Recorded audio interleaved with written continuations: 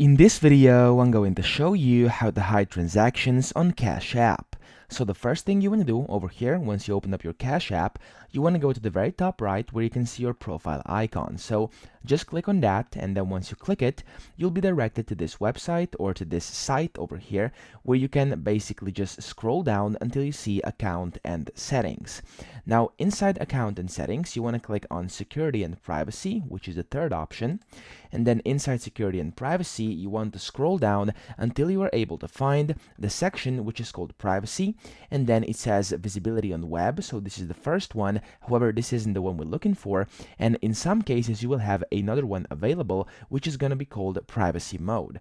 Now over here, if you have the option called Privacy Mode, make sure to turn that on, and once you do that, you'll basically get the Privacy Mode and you'll be able to hide transactions on Cash App via that. So I hope this video helped you out. If it did, please subscribe to the channel and help me out as well.